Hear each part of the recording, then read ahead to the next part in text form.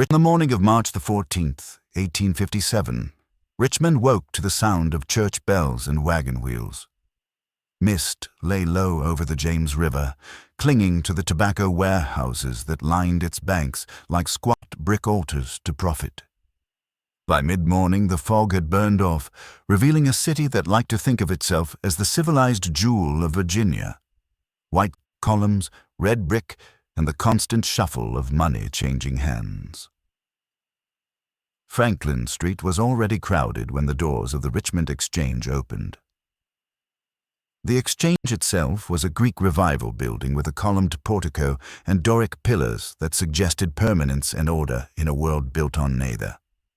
Inside, beneath a high ceiling stained by decades of cigar smoke and kerosene lamps, 80 men milled around the auction floor. Merchants in good coats, planters with mud still on their boots, riverboat captains, factors, and speculators who lived off the margins between desperation and opportunity. At the center of it all stood Thomas Fairmont. At 43, Fairmont had sold more than 6,000 human beings. He was a tall man with thinning hair, a sharp nose, and a voice trained to sound confident even when he was not. His ledgers, thick leather-bound volumes lined in precise ink, recorded not only prices and dates, but details that almost never appeared in public accounts. Defiant eyes. Likely trouble. Reads scripture. Dangerous. Skilled carpenter. Scar. Left cheek. From the window of his narrow office overlooking the floor, he could gauge the room's temperature. Who had money to spend, who had come to watch, who was already sweating at the thought of debt. He adjusted his cadence to match as much a performer as an auctioneer. That morning began like any other. The first lots were field hands from a bankrupt plantation in Goochland County, 7 men and 3 women. Their names were barely spoken, their bodies were appraised like livestock. Bidding went as expected. Numbers rose, gavel fell, ink dried.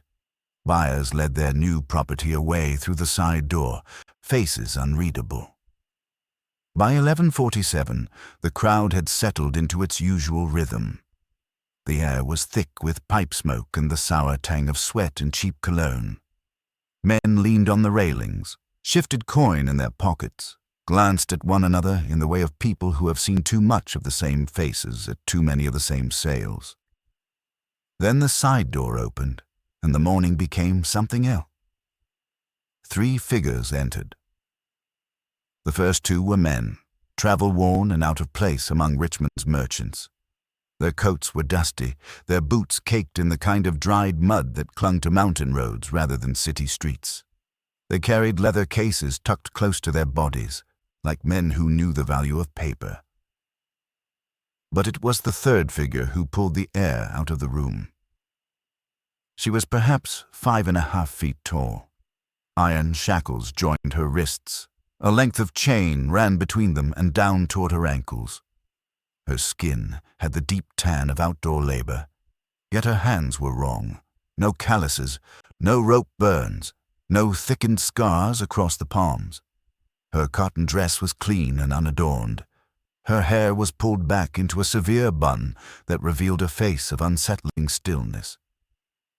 Her age could have been anywhere between 25 and 35. It was her eyes that unsettled the crowd first. They were not the eyes of someone broken or terrified or even resigned. They held no expression at all, like dark glass reflecting nothing. The murmur that passed through the room was not the usual low hum of appraisal. It was quieter, sharper. Fairmont descended from his platform, his usually impassive face pinched with a flicker of confusion. He crossed the floor to meet the 2 escorts. They produced papers from their worn leather cases, folded sheets, several pages thick, bearing seals and signatures. Those closest to the exchange would later disagree on the details of what they saw in Fairmont's expression, but all agreed on the progression. As he read, his lips moved slightly, as if sounding out words that did not make sense. His face went pale. then flushed, then pale again. He looked up at the woman, down at the documents, and then back at her with the wary stare of a man who suddenly suspects he has misunderstood something basic about the world. When he returned to the platform, the change in him was subtle but unmistakable. His spine was straighter than before. The hand that lifted his gavel did so more carefully than usual, and for the first time in 20 years, there was a thin thread of uncertainty running under his trained, carrying voice. "Gentlemen," he began, and had to clear his throat. "Gentlemen, we have before us today an unusual lot." The words, "unusual lot," drew a low ripple of amusement, then died quickly when he continued. "The seller wishes to remain anonymous, as is their legal right under Virginia statute." He glanced once at the woman, as if to confirm she was still there. "The property before you has been designated Lot 37, no name provided, age estimated at 30 years, origin undisclosed. No documented history of field work, house service, or skilled trade." A voice from the left side of the floor cut through the quiet. "What's her value then, Fairmont? Why waste our morning?" The interruption was routine enough. The reaction was not. Fairmont's jaw tightened, and he looked down at the open leather folder as if gathering himself. "The opening bid," he said, "has been set at $5,000. Silence hit the room like a physical blow. $5,000. The number hung there, absurd. It exceeded the annual income of most men present. It was the cost of several prime breeding pairs, of 3 skilled blacksmiths, of enough field hands to work 50 acres of tobacco from planting to harvest. For a single woman with no documented skills, it was madness. "You've lost your senses," someone balked near the back. "That's insanity, Fairmont." More voices followed, protesting, scoffing, angry. Buyers shifted on their feet, glancing at one another as if to confirm that yes, they had heard correctly, and no, this was not some strange joke. Fairmont did not lower the price. Instead, he did something no one in that room had ever seen him do. He opened the leather folder in front of him, lifted out a sheaf of papers, and began to read aloud. "The seller provides the following attestation," he read, his cadence slower than usual. "Sworn before a magistrate in Albemarle County on March 9th of this year." He paused, swallowing, then continued. "The property, designated Lot 37, possesses knowledge of significant value to parties concerned with matters of agriculture, commerce, and territorial development. Said knowledge has been verified through demonstration to 3 independent witnesses whose signatures and seals appear below." The word knowledge moved through the floor with a different kind of chill. "The purchaser," Fairmont went on, "will receive, along with the bill of sale, a sealed letter containing specific instructions for extracting said knowledge. The seller guarantees the accuracy of all information obtained through proper application of these instructions." By now, the confusion had curdled into something sharper. Questions came from every side. What knowledge? What demonstration? What instructions? Fairmont raised one hand for silence, the other still gripping the papers as if they might try to escape his grasp. The room quieted, grudgingly. "The seller further states," he read, "that attempts to force disclosure through ordinary interrogation will prove futile. The property has been conditioned through methods both legal and effective to reveal information only under circumstances detailed in the sealed letter. The seller accepts no responsibility for consequences arising from improper handling of the property or failure to follow provided instructions." He lowered the papers. "The opening bid," he said, and there was a faint roughness to his voice now, "remains $5,000. Do I hear 5,000? No one answered. For a long moment, the exchange seemed to hold a single collective breath. Men who had come to purchase muscle and obedience now found themselves confronted with something they could not name, a human being whose value was tied not to her body but to what she knew, and to a letter that promised both profit and threat. Then, from the back of the room, a hand lifted. The man attached to it wore plain clothes better suited to a mountain valley than Franklin Street. Wool coat rubbed shiny at the elbows, boots scuffed and stained. His face was weathered by wind and thin mountain light. 5,000, he said quietly. The sound of his voice broke the spell. 5,500, called a merchant near the front, his tone sharp, as if unwilling to be cowed by rumor and ceremony. He owned tobacco interests in 3 counties and had the look of a man who trusted numbers more than superstition. What followed should not have been possible. The bidding climbed with a speed that ignored every rule of the market Fairmont knew so well. 6,000. 7. 8,500. Men who had intended to spend a few $100s on labor found themselves drawn forward, swept into a competition fueled not by anything the woman did or said. She did not move, did not speak, but by the promise that somewhere, sealed behind wax and paper, was a way to turn her knowledge into something far more than $5,000. At 12,000, only 4 bidders remained. At 15, there were 2. The mountain farmer, jaw clenched, eyes fixed, and a stranger whose name no one present could agree on later.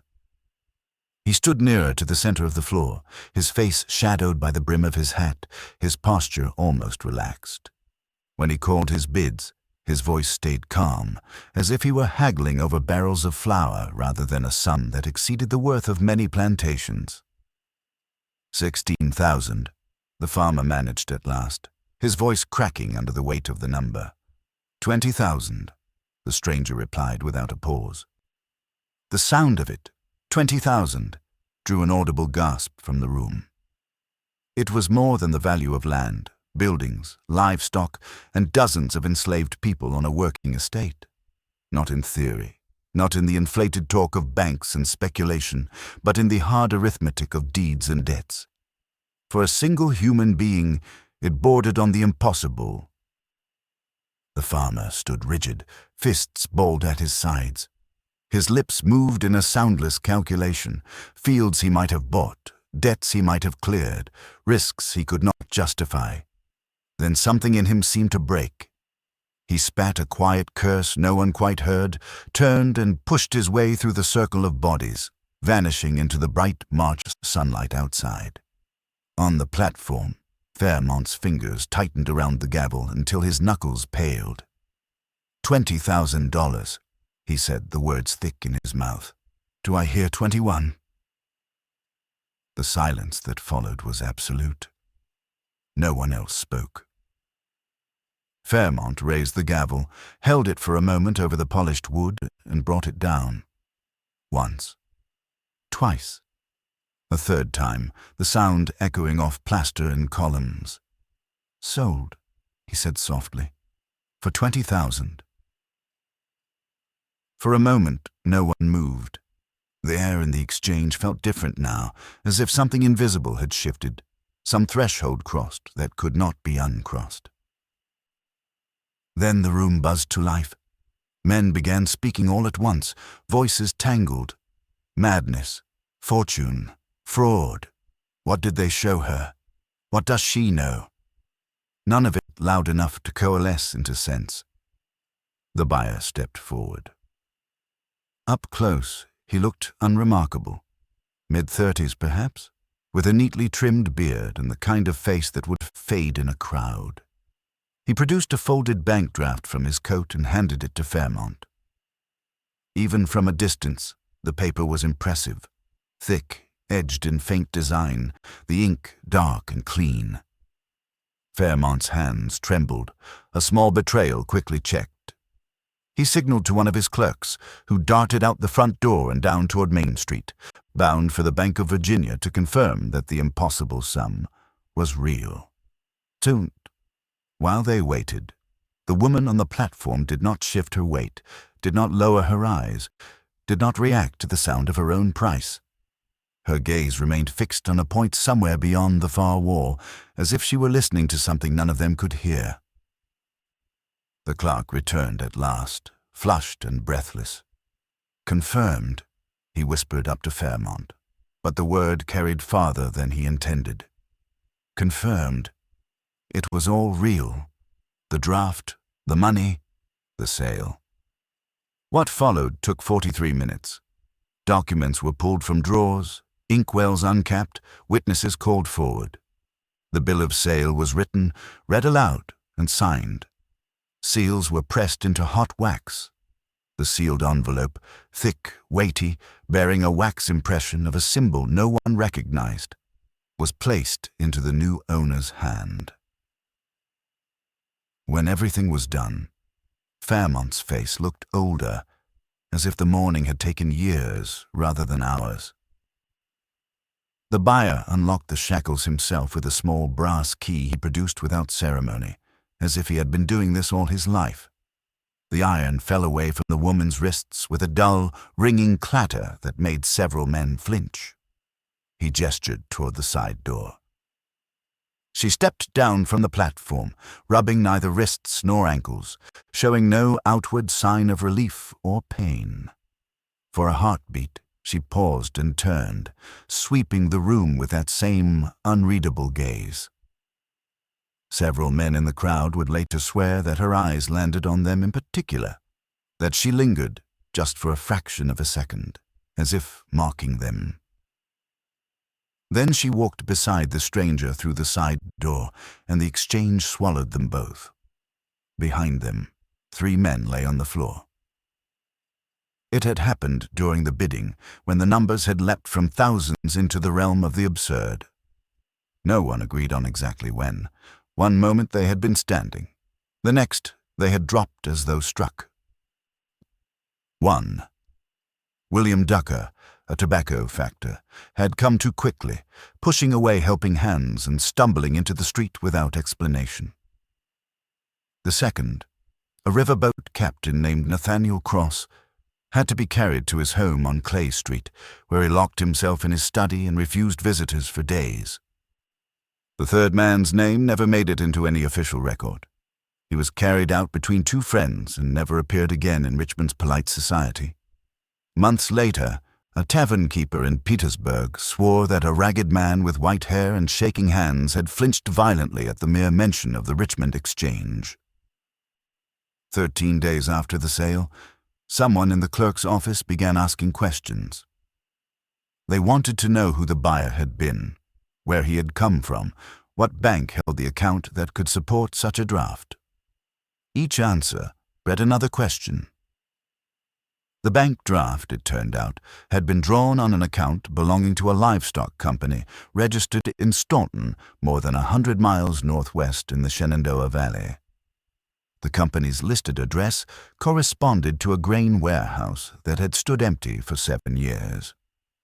The magistrate in Albemarle County, whose seal had authenticated the seller's attestation, could not be found, though the court records confirmed his seal was genuine.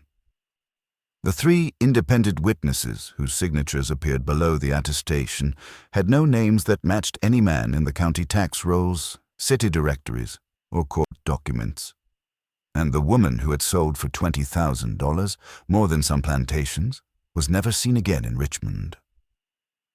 In Fairmont's ledger, the entry for March 14th filled a full page. That alone was unusual. His notes were normally brief: date, description, price, buyer, seller. Sometime in the weeks or months that followed, 7 pages were cut from that ledger with such care that the edges looked almost machine clean. Only the faint ghosts of ink bleeding through from the reverse side remained, fragments of words hiding in the fibers of the paper. The exchange went on with its work. More sales, more ledgers, more human lives tallied in ink. But in Richmond, in parlors and taverns and counting rooms, men began to speak in lowered voices about that woman about Lot 37, about the sale that tore a hole in the normal fabric of commerce and showed for one brief morning that a single human mind could be worth more than a plantation. They did not speak her name. No one had ever written it down. Richmond in 1857 was a city convinced of its own stability. From the steps of the Capitol, Jefferson's white-columned temple to Republican virtue, to the tobacco warehouses lining the James River, Richmond believed itself orderly, prosperous, and civilized. Its population of nearly 38,000 divided itself neatly into classes: merchants in their handsome Churchill townhouses, laborers in the crowded warrens of Shockoe Bottom, and the enslaved who outnumbered their owners, yet remained invisible in every public calculation. But in the days after the sale of Lot 37, the city's routines began to tremble as if something unseen pushed against the edges of daily life. The Exchange had reopened after 3 days of Fairmont's unexplained illness, but neither buyers nor clerks could look at the platform without remembering the woman who had stood upon it and the impossible sum her presence had commanded. The sale had become a wound in Richmond's memory, fresh, tender, and festering. Inside the taverns off Main Street, conversations dropped to murmurs when someone mentioned March 14th. Men leaned in close, voices roughened by smoke and suspicion. She was trained, one insisted. Surveyor's daughter, maybe. Learned something she shouldn't have. No, said another. Something else entirely. A language none of us know. That's what the barkeep swears. Bah, a third muttered, waving off the superstition. Some fool's trickery. The seller put on a show. Mystery breeds bids. But if it had simply been financial spectacle, why had 3 men collapsed? Why had Fairmont's face drained white as wax? And why, most troubling of all, had 7 pages vanished from his ledger? Even the city's prominent families, the Hatfields with their tobacco empire, the Gresham brothers ruling the riverboat trade, found themselves speaking in troubled tones. Many had attended auctions their entire lives. None had ever witnessed a sale like that. At the center of the storm, Thomas Fairmont held his silence. He conducted his auctions with the same cold precision as before, but something in him had shifted. His voice was still strong, his posture still practiced, yet men who watched him closely noticed a new heaviness in his expression, as if he carried a burden that ink and parchment could no longer contain. Rumors multiplied, each one stranger than the last. Some whispered she held the location of buried Confederate gold. Impossible. There was no Confederacy yet, and no one could explain how she might know such a thing. Others insisted she had stolen plantation account books, ledgers that could ruin powerful families. But no records of theft had been reported. A tavern keeper near Shockoe Bottom claimed she spoke a language older than English, though he never explained how he could have overheard her. He said the sound of it left him cold for days. But the rumor that spread farthest, slipping into dining rooms, counting houses, even church pews, was about the sealed letter. According to this version, the envelope handed to the buyer contained instructions for questioning the woman. Specific instructions. Ritualistic. Disturbing. The letter allegedly described isolation in total darkness, questions posed in a fixed order, silence between each question, a warning against forcing answers. Some claimed she answered only under these conditions. Others whispered her knowledge could redraw maps, literally expand Virginia's borders if properly unlocked.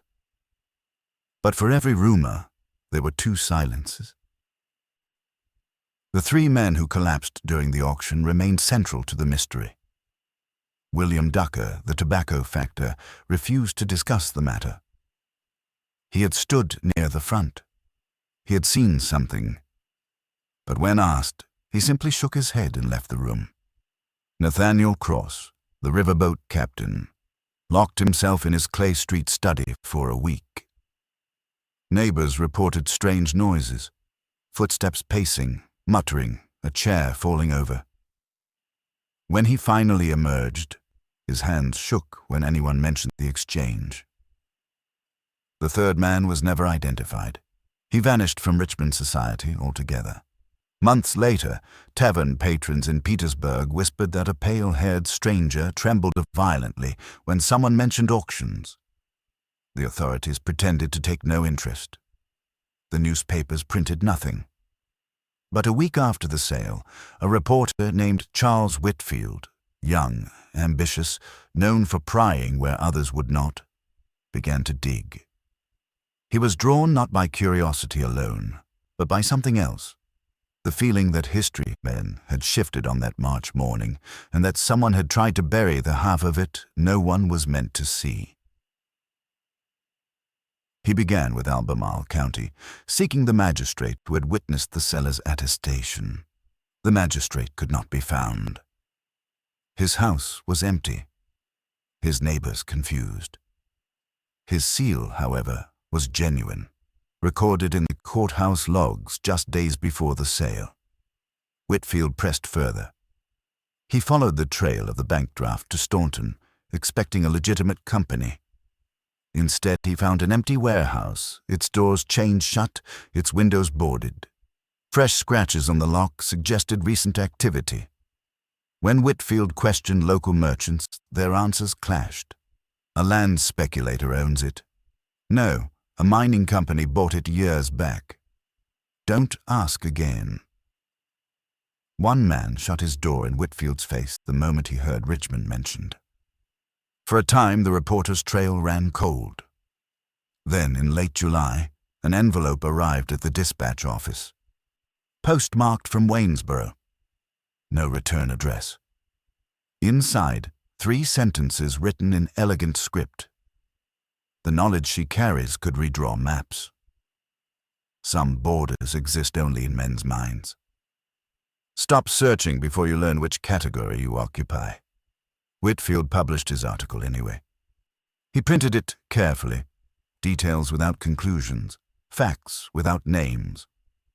On page 7 of the August 3rd issue, between ads for patent medicine and estate sales, his piece seemed almost lost.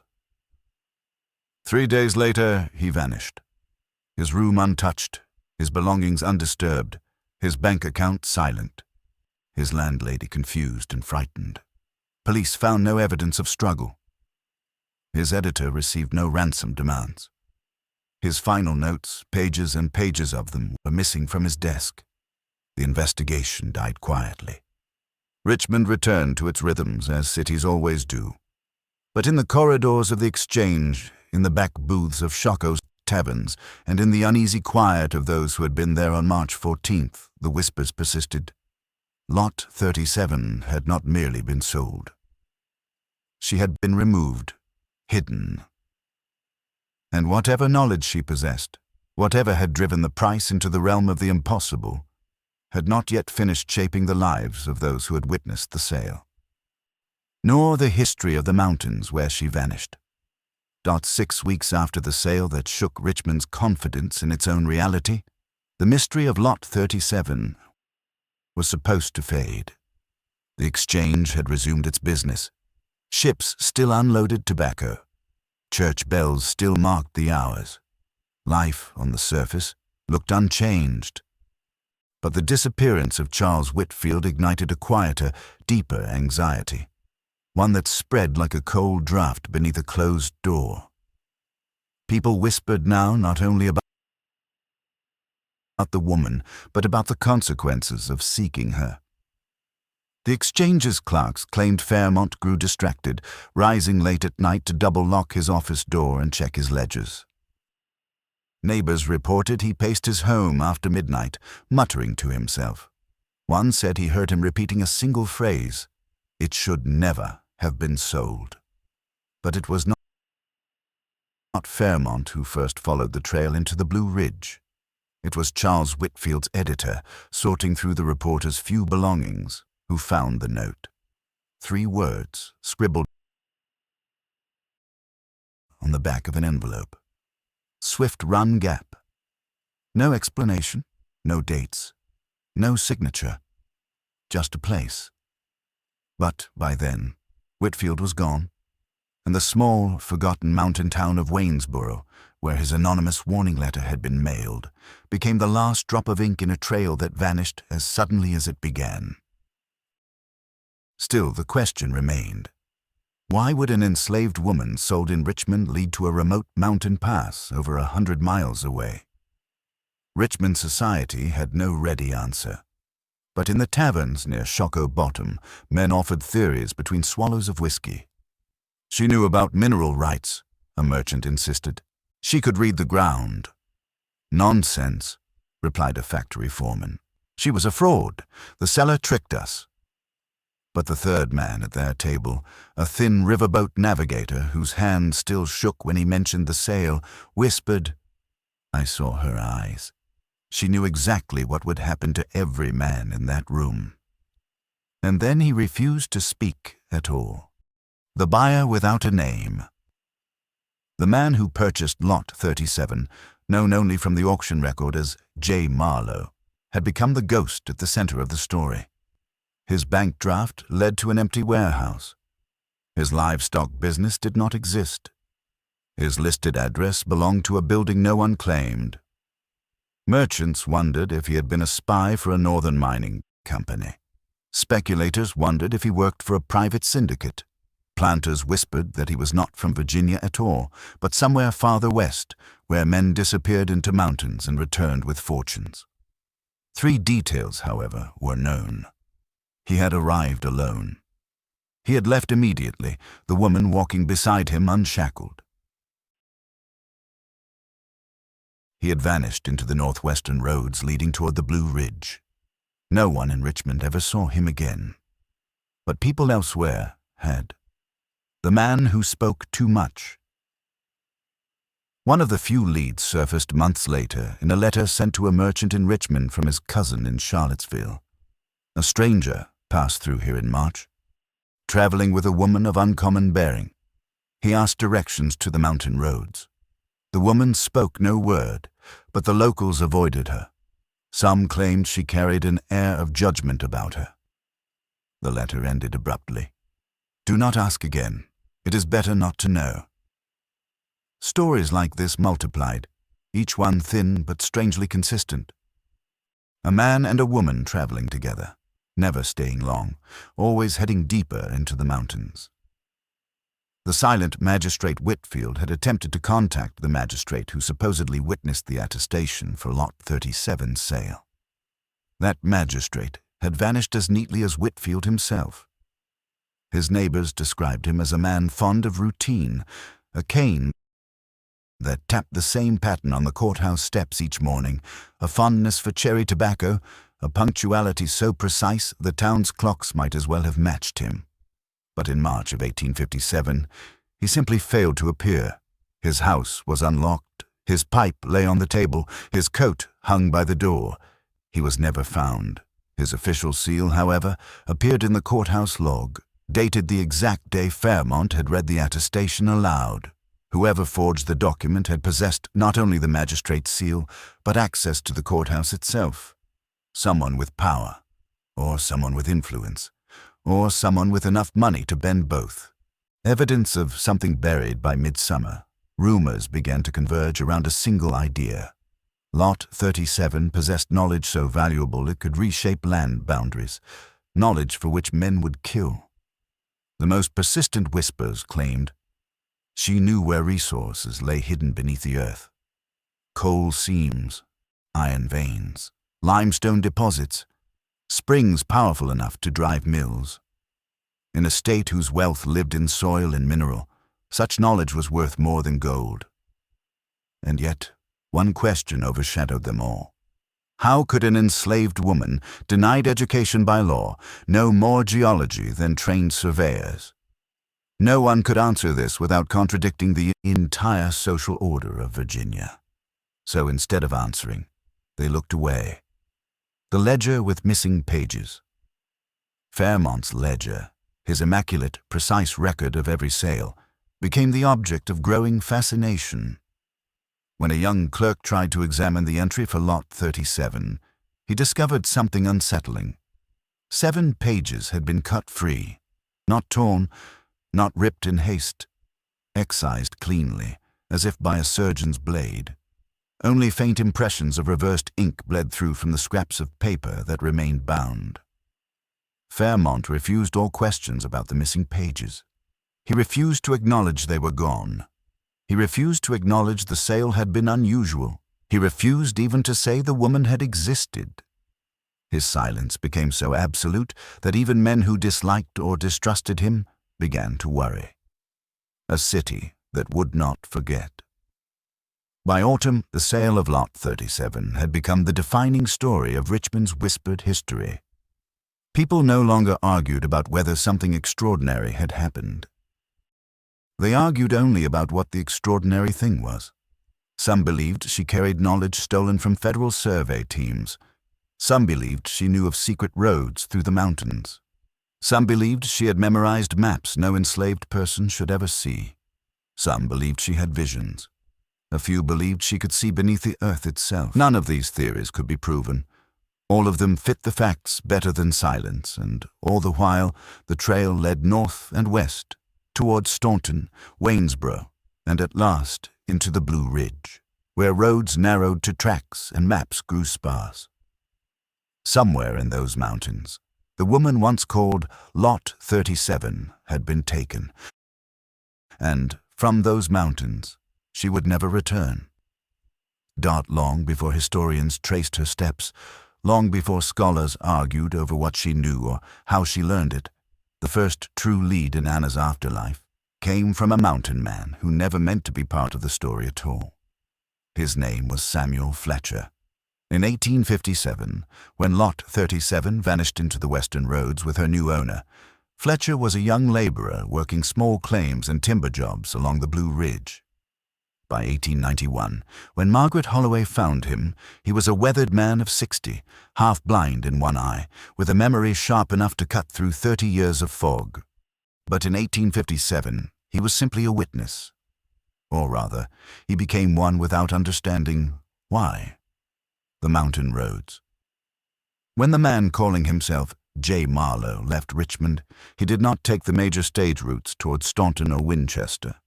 Instead, he followed a series of minor roads used mostly by drovers, hunters, and men who wished not to be found. The Blue Ridge offered hiding places so deep that even sheriffs hesitated before entering them.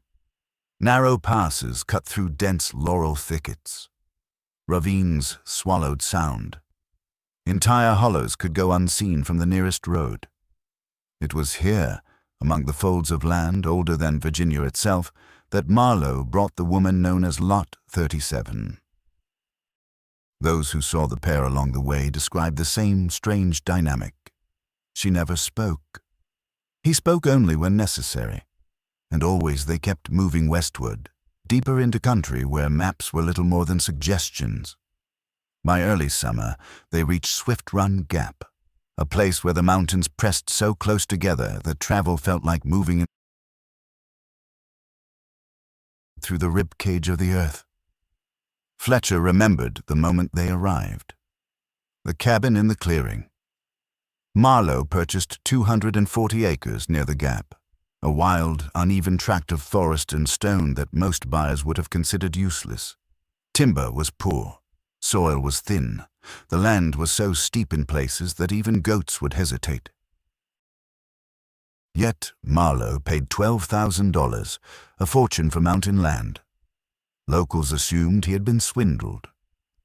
Then they saw what happened next.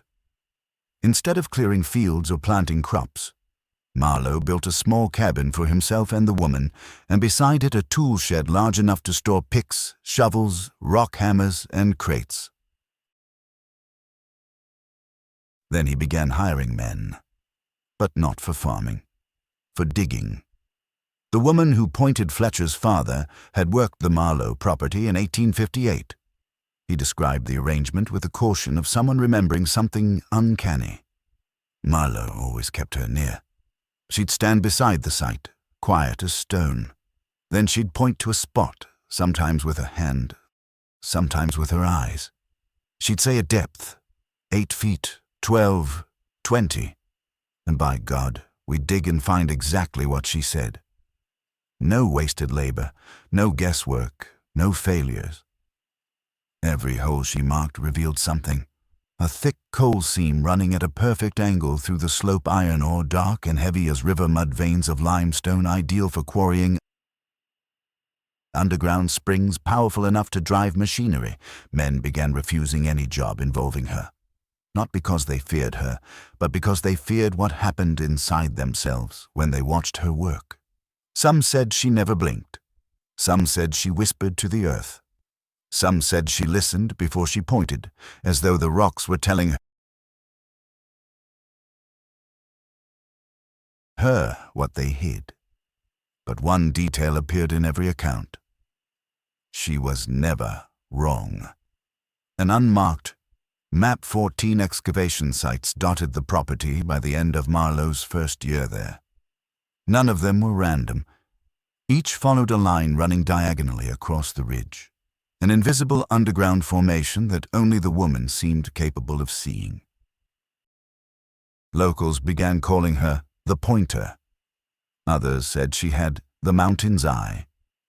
Children were warned to avoid the property entirely, but there was no malice in her work. She simply stood, observed, and guided, as though she had spent her entire life preparing to read mountains the way others read books. The sealed well near the cabin, Fletcher and Holloway discovered a well shaft sealed with clay and stone. Its depth was shallow, only 8 feet, too shallow for water. Fletcher explained. That's where Marlowe stored the ore, she marked. Coal bags, iron samples. He'd seal them, keep them cool. Then every few months he'd haul them out and take them somewhere.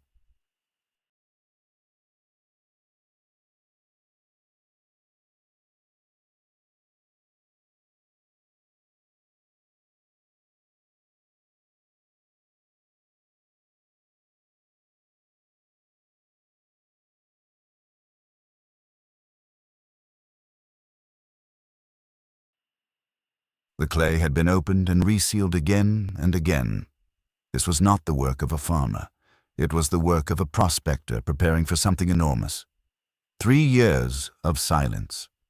From 1857 to 1860, the pair lived on the property. Marlowe purchased little in town, avoided company, refused to answer questions. The woman appeared only during work. Never alone, never without watching everything. Then, without warning, they vanished. One spring morning, a passing hunter found the cabin door open, the bed stripped, the tools gone, the wells sealed for the last time. No tracks, no notes, nothing but silence. Locals assumed they had left in the night, but Fletcher's father saw something that contradicted the story. A woman matching her description boarding a private car on a northbound train in Charlottesville, dressed in fine clothes, traveling alone. She looked back only once and smiled. Not kindly, not cruelly, but knowingly, as though she recognized him from years before and wanted him to understand, parting on her own terms. The deeper Holloway dug, the clearer one truth became. Lot 37 had not been a victim of the auction. She had been its orchestrator. Knowledge had made her valuable. Value had made her dangerous. And somewhere beyond those mountain roads, she was no longer in chains. By the winter of 1891, the mystery of Lot 37 had become more than an academic curiosity for Margaret Holloway. It had become an intrusion, something that followed her into her dreams, into her research notes, even into the quiet hours of the night when the city fell silent and the mind wandered into places better left alone. She could no longer pretend this was merely the study of an unusual sale. It was now the study of a conspiracy, and like all conspiracies, its traces survived not in the things recorded, but in the things missing. The ledgers of Thomas Fairmont. The Richmond courthouse basement smelled of mildew, old paper, and the slow decay of forgotten history. Holloway spent days surrounded by stacked crates of auction records, ledgers from a world that no longer existed, written in the cramped hand of clerks who likely never imagined their work would outlive them. It didn't take long for her to find the ledger from March 1857. It should have contained everything. Fairmont's neat, disciplined handwriting filled page after page, names, ages, prices, weights, scars, skills, defects, until she reached the entry for March 14th. There, 7 pages were missing, cut cleanly, deliberately, with a blade sharp enough to leave no frayed edges. The removal wasn't careless, it was meticulous, but something had been overlooked. As Holloway tilted the book beneath lamplight, she saw faint impressions, backward shadows of ink pressed through from the missing pages, scraps of words, ridgeline, seam follows, 3-foot depth, survey mark. These were not the kinds of notations Fairmont ever used for enslaved people. They were geological terms, surveying terms, mapping instructions. The ledgers were supposed to record people. These pages had recorded land, and Holloway realized, with a rising chill, Fairmont had tried to erase the evidence of what the woman knew. The silence of Albemarle County. Determined to understand the attestation Fairmont had read aloud at the auction, Holloway traveled to Albemarle County in early January of 1892. The courthouse there was bustling, drafty, and staffed by clerks who viewed researchers as minor inconveniences. When she asked for records involving the magistrate who had authenticated the seller's statement, the clerks grew wary. One by one, their faces shifted from confusion to discomfort. "We don't provide access to judicial records sealed by the court," one finally said. Holloway pressed gently. "Sealed? By which judge? On what grounds? The document concerns a public sale. Surely the notation is accessible." The clerk leaned in, voice lowered. "Some records stay sealed for a reason, and some questions shouldn't be asked." When Holloway mentioned the date, March 9th, 1857, the clerk stiffened as though she had spoken something obscene. He refused to say another word. The warehouse that lied. Her next lead took her to Staunton, following the trail of the mysterious livestock company that funded the impossible purchase. The address in the banking record still existed, though the building itself was long gone. The hardware dealer who owned the lot now laughed when Holloway told him of the livestock company. "Livestock? Ma'am, that building was empty the better part of 50 years. Folks kept buying it, selling it, using it for nothing but dust." But the county property records told a stranger story. The warehouse changed owners 7 times between 1857 and 1885. Every owner lived in a different Virginia county. Every transfer happened mere months after the last. Every seller disappeared from local directories soon after each sale. Whoever controlled the warehouse had wanted to obscure the trail, to bury ownership beneath layers of meaningless transactions. It was not a front for a livestock company. It was a shell, a mask, a disguise for someone who needed a legitimate financial footprint, and needed it quickly. A breakthrough buried in paper. Holloway worked through December and into the new year, combing through mining reports, geological surveys, tax ledgers, and private estate inventories. The breakthrough came unexpectedly, hidden in a forgotten stack of documents from the 1847 Virginia Geological Survey. A single journal entry by William Barton Rogers, later the founder of MIT, stopped her breath. "A Negro woman of notable aptitude has joined the expedition. Her facility for recognizing rock formations is extraordinary, possesses an eidetic memory, rare even among trained scientists, contributed substantially to the accuracy of our survey." The date was July 23rd, 1847, 10 years before the Richmond Exchange sale, recorded in the official journal of one of the most respected geologists in America. The woman he described matched Lot 37 precisely. Rogers even mentioned her owner, Colonel Thaddeus Hargrove of Albemarle County. Hargrove had died in 1853, 4 years before the sale. His estate inventory listed enslaved individuals without names, but Holloway understood instantly. Lot 37 was not a mystery. She was an anomaly, in plain sight an enslaved woman who had been illegally educated by Hargrove's wife and then trained further through geological expeditions. The missing puzzle piece was no longer how she knew so much. The question now became, who realized her value after Hargrove's death? Who decided to turn her knowledge into profit? And who orchestrated the sale that made her disappear? Holloway's research was approaching a truth someone had tried to bury for decades, which is why, in March 1892, she received the letter, a warning delivered in silence. The envelope arrived at her boarding house without a return address. Inside was a single sheet of heavy paper. The handwriting was elegant. "You seek the woman from the exchange. I can tell you her name, but knowledge carries a price. Discontinue your investigation, or you will learn why some secrets remain buried. This is your only warning." There was no signature, no way to respond, no clue as to how the sender knew she was searching. And yet someone was watching her, someone with access to her movements, someone who feared what she might uncover. Holloway stared at the final line of the letter for a long time. Some secrets remain buried, but the land had already whispered the truth to her through maps, through journals, through vanished men, through the faint backward ink of Fairmont's missing pages. The truth was not buried, only hidden, and she was closer than anyone had been in 35 years to uncovering the identity of the woman sold for $20,000, the woman who had reshaped mountains and destroyed fortunes and walked away smiling, dead by April of 1892. Margaret Holloway's search had pushed past the polite boundaries of historical research. She was no longer simply collecting facts. She was trespassing into memories people had tried for decades to forget. Word of her inquiries traveled through Richmond more quickly than she liked. Some doors opened for her out of curiosity. Others closed before she even reached them. But the door that mattered most belonged to Robert Dunmore, a man the city barely remembered, though he remembered everything. He arrived at her boarding house without warning, just after dusk, on an evening filled with the rumble of distant thunder. The landlady announced him with a frown. "A gentleman to see you, Miss Holloway. Says it's about the sale." Those words alone were enough to send a chill up Holloway's spine. Dunmore entered the small parlor like a man stepping into confession. He was elderly, perhaps 70, with carefully combed white hair and a coat that hinted at wealth long since evaporated. His hands trembled slightly, but his eyes were sharp. He declined tea, waved away formalities, and went straight to the purpose of his visit. "I was there," he said. "I was at the Exchange on March 14th, 1857, and I bid on her." Holloway's pulse quickened. Few living men admitted to having seen Lot 37 with their own eyes. Even fewer spoke of it willingly. "You went to 5,000, she asked. "I did." A pained smile crossed his face. "And I would have gone higher if I'd had the means, because I knew what she was worth. I'd seen her work with my own hands." Holloway sat forward, breath held. "You knew her before the sale?" Dunmore nodded, and the room seemed to tighten around them. "The week that changed everything. In the summer of 56, he began.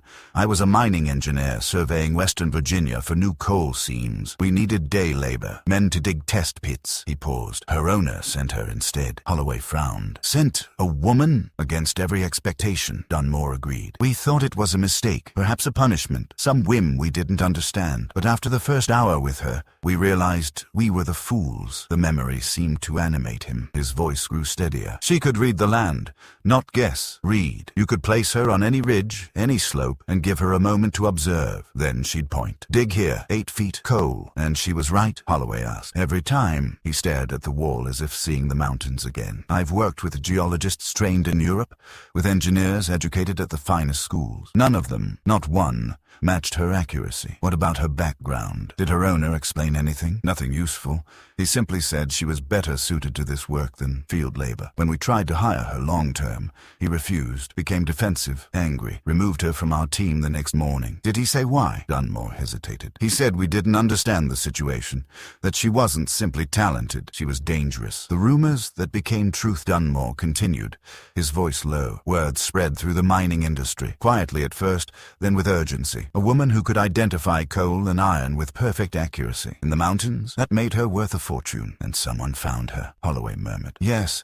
Whoever orchestrated that sale knew exactly what they possessed. The sealed letter at the auction, the talk of rituals and instructions, all theatrics designed to inflate price and fear. Then the instructions weren't real?" "Of course not," Dunmore snorted. "You didn't need ritual to unlock her knowledge. You needed land, mountains, ridges, outcrops. She was not a mystic. She was a scientist." He paused. "Or she would have been, had the world allowed her anything resembling opportunity." Holloway felt the weight of that truth settled into her bones. The buyer who didn't exist. "Do you know who bought her?" she asked quietly. Dunmore nodded once. "The man who called himself J. Marlowe was actually James Pritchard, a speculator from Pennsylvania. He'd made smaller fortunes buying mineral rights, but he wanted something bigger, an advantage no competitor could match. And she became that advantage. For 3 years, Dunmore confirmed. They surveyed mountain properties from Virginia to Tennessee. She led him straight to coal seams and iron deposits worth millions in today's money." Holloway sat back, stunned. "You said you heard her speak speak once," she whispered. "After the sale." Dunmore swallowed, his eyes distant. "Yes, the only time I heard her voice apart from giving geological instructions." "What did she say?" Dunmore lifted his gaze to hers. "You have purchased knowledge," he quoted softly. "But knowledge requires payment, beyond gold." A shiver ran up Holloway's spine. "And then she walked away beside him," Dunmore whispered. "And I never saw her again. But I thought of those words every day for 35 years. He exhaled. "And I believe that payment came due. The engineer's secret." Before he left,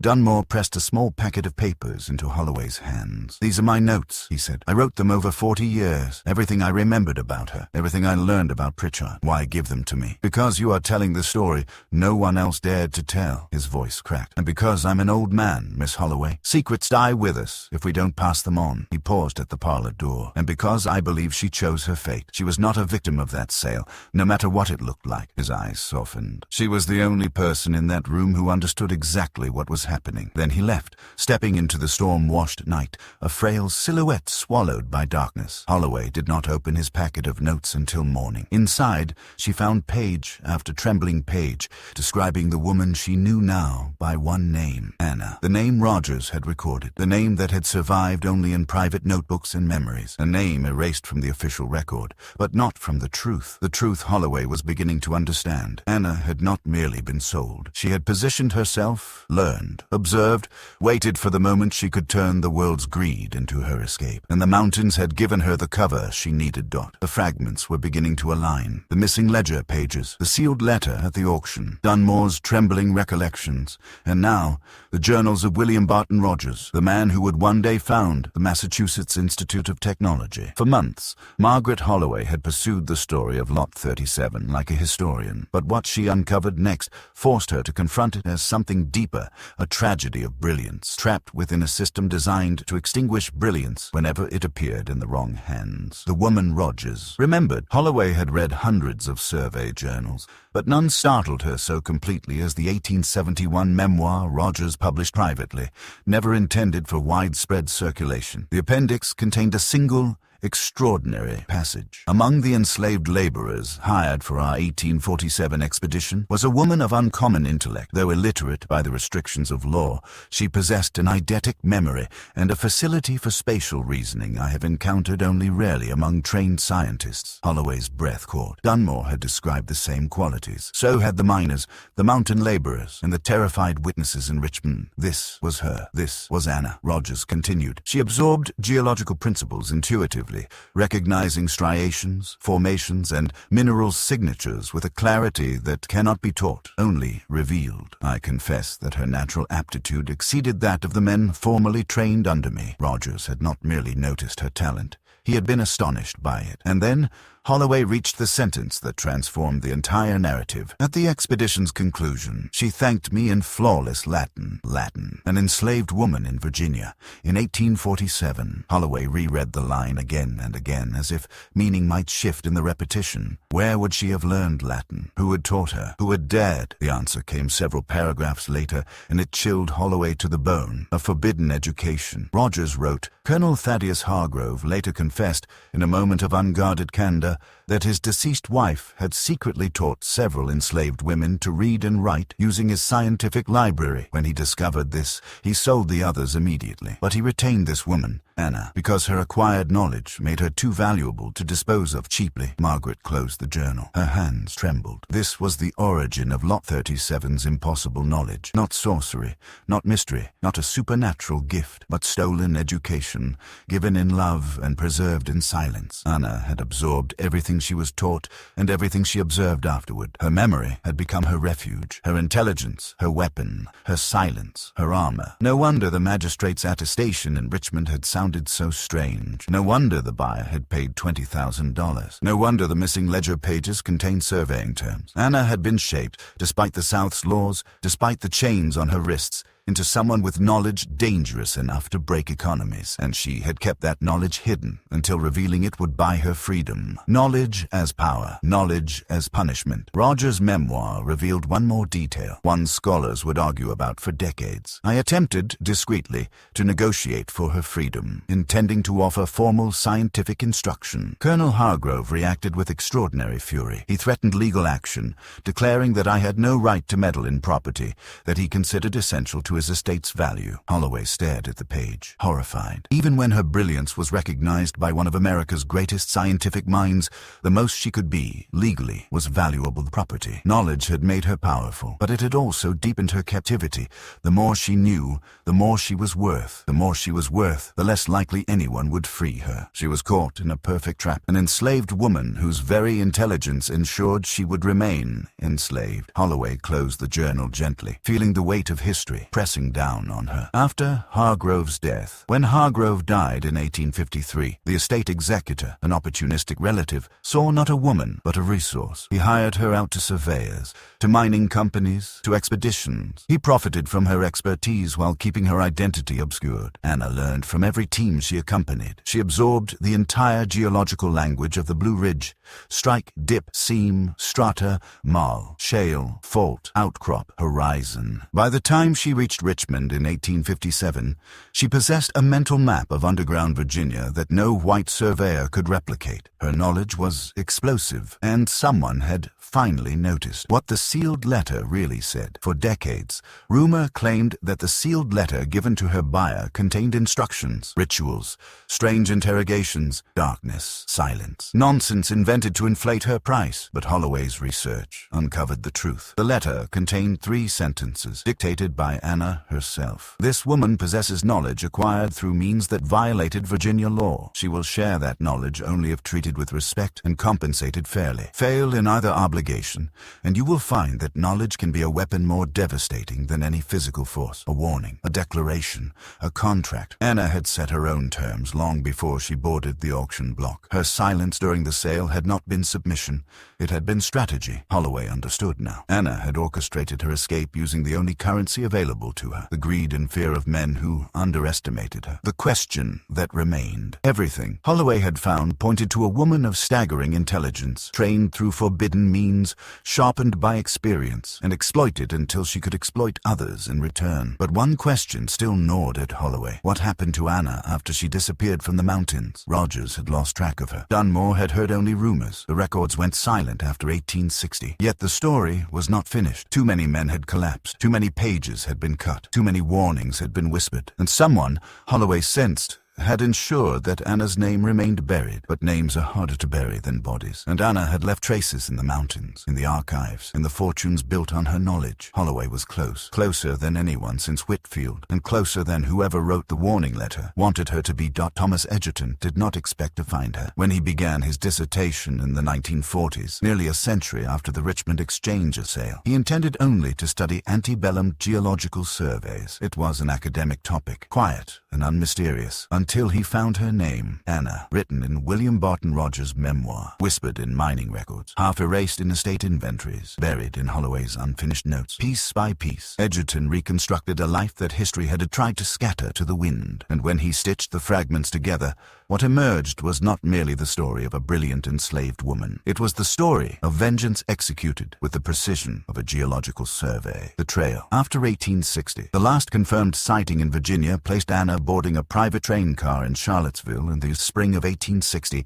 dressed not as an enslaved woman, but as someone who expected to be taken seriously. From there, the paper trail dimmed. Then in Pittsburgh, coal capital of the North, her name appeared again, or at least an approximation of it. A Miss A. Hargrave, employed as a technical consultant for a mining equipment manufacturer in late 1860. Consultant, a position unheard of for a woman at that time, much less a black woman, unless the hiring company did not know or did not care who she truly was. Her duties were described in clip language: identification of mineral formations, evaluation of regional coal seams, advisory role on geological mapping. In other words, everything she had once done under duress, she now did for pay. Egerton found that by 1863, she earned enough to purchase legal emancipation during wartime bureaucratic confusion. He found no record of the sale, but he found its shadow, a sudden shift in how her name appeared on documents. From A. Hargrave to Anna Richards, independent geological consultant. Richards, a common enough name to go unnoticed, likely chosen to protect her past from contaminating her future. But her work left no doubt. She was already shaping the post-war mining economy from behind the curtain, the ledger of revenge. What Egerton uncovered next shocked him, and later,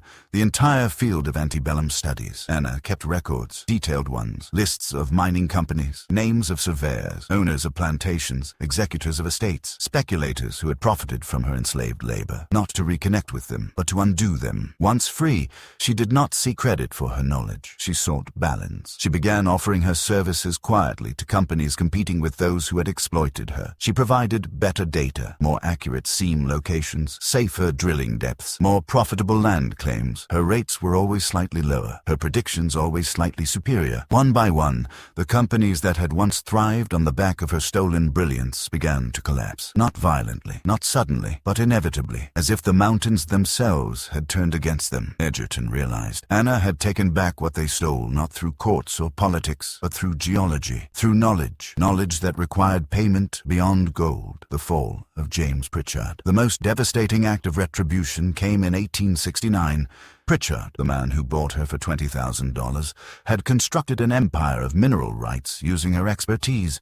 But after their separation, he struggled. His luck faltered. His surveys failed. Competitors eclipsed him. In desperation, he attempted to hire a consultant, a woman known for uncanny geological insight. He did not recognize her. She recognized him. Anna accepted the contract. She surveyed his latest land acquisition in Pennsylvania's coal country. Her written evaluation described vast, promising deposits, exactly what Pritchard wanted to hear. And she was not wrong. The coal seams existed, but what she omitted was deadly to fortunes. The coal was saturated with sulfur, useless for commercial extraction, worthless to the market. By the time Pritchard discovered this, he had invested every cent he possessed in the property, based on her glowing assessment. His mining empire collapsed within a year. He died in poverty in 1874. Edgerton found Pritchard's bankruptcy filings, all pointing to one catastrophic investment and one geological report signed by A. Richards. Anna had not killed him. She had simply allowed him to destroy himself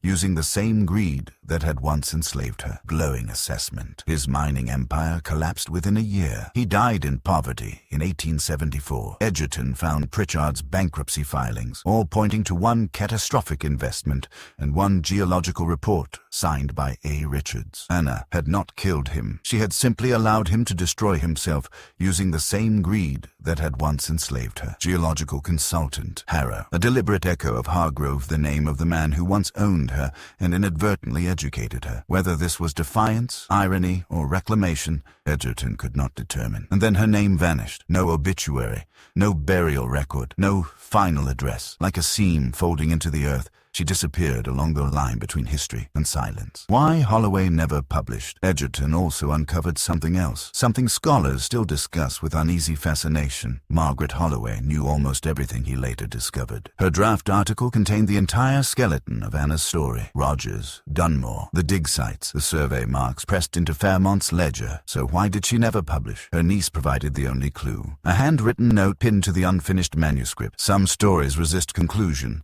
because their meaning continues beyond any comfortable ending. Perhaps Holloway feared the backlash. Perhaps she feared the family names her research implicated. Perhaps she feared the same forces that destroyed Whitfield. Or perhaps she felt unworthy of telling the story because Anna had not lived for pity or tragedy or reassurance. Anna had lived for freedom earned through brilliance, paid for with silence, and reclaimed through patience. Her story was not a cautionary tale. It was a reckoning. What the mountains remember. Edgerton visited Swift Run Gap in 1946. The cabin was long gone. Trees had reclaimed the clearing, but the earth still bore marks, 14 depressions, forming a perfect diagonal line. A sealed shaft hidden beneath rotted boards, stone fragments with survey markings carved by a careful hand. The mountains had not forgotten her. They remembered every place she pointed, every place men dug because she told them to, every place where knowledge reshaped the world beneath their feet. As Edgerton stood among the ruins, he wrote in his journal, she used the land to buy her freedom. She used her freedom to expose the land's truth. In doing so, she exposed the truth of the nation that enslaved her, the woman who outlived the chains. Historians debate whether Anna possessed supernatural ability, but Edgerton, and Holloway before him, reached a different conclusion. She was not supernatural at all. She was simply brilliant, brilliant enough to survive, brilliant enough to endure, brilliant enough to weaponize the very system designed to destroy her, and brilliant enough to vanish when her work was finished.